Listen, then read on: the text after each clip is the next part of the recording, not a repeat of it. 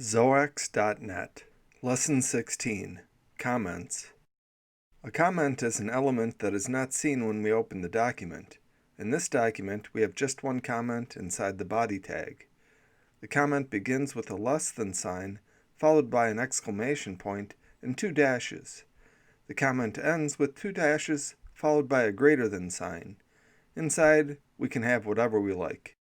The comment is strange looking, and its syntax is like no other element. It does not have a start tag or an end tag, and it is not really like what we would think of as a typical self-closing element, since its contents vary. Why they use this syntax instead of, say, a C tag is not clear, but the strange syntax was probably intentional. In any case, here's the beginning of a comment, and here's the end of a comment. Anything else can go in between, and it does not matter. Opening this document, we see a blank page. The comment displays nothing. You might wonder why we would want an element that does nothing. Consider this example.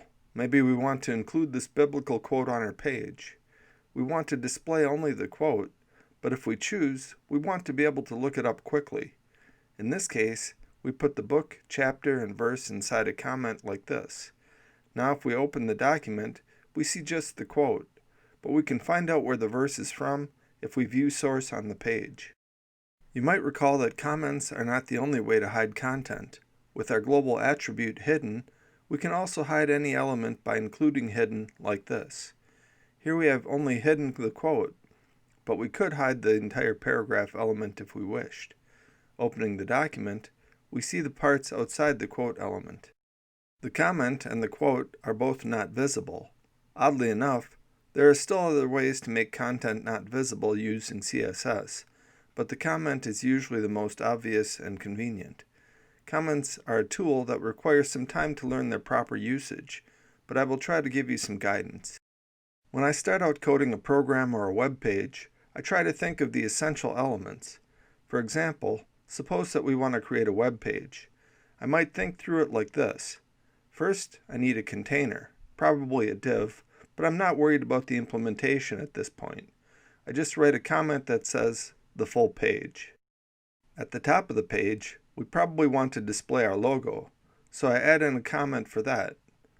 Next, I think we will need a horizontal menu so that we can choose to go to different areas of the website. Finally, below the menu, we will have our page content.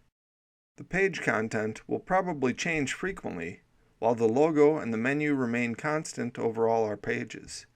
So I put in a general comment that says content to reflect that. Notice that my comments are clear, terse, and to the point. They give an outline of the page, but the page remains blank at this point. Once the comments are written, we can start to fill in the details as we did here. Under our full page comment, we made a div to contain the page. This has been styled with a width and background color. Below this, we include our logo image, which is pretty straightforward. Next, we have our menu, which is rendered as an unordered list with some styling. We have 3 subjects in the menu. Finally, we have our content area, which I have given a color and a size, but otherwise left blank. Since this is a small example, there are probably more comments than are needed.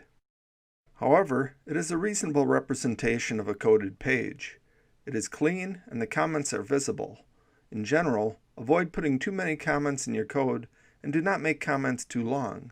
Heavy commenting may seem good when you are starting out, but like anything that there is too much of, it quickly gets ignored.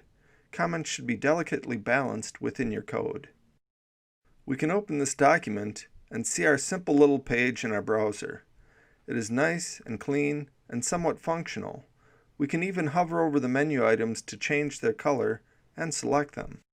For our last example, we want to demonstrate how to make use of comments for quick and dirty HTML editing. Here we have a page with an image and some text below it. Opening the page, we see the image and the text in the page. We look at the page and think, maybe we do not want this image in our page. However, I also think that I do not want to go through the work of taking that image out and putting it back in later if I decide that I want to keep it after seeing the page without it. So, rather than remove the image, I just comment it out like this. Now if we open the document, we see the page without the image, but we still have the code if we decide that we want to add it back in.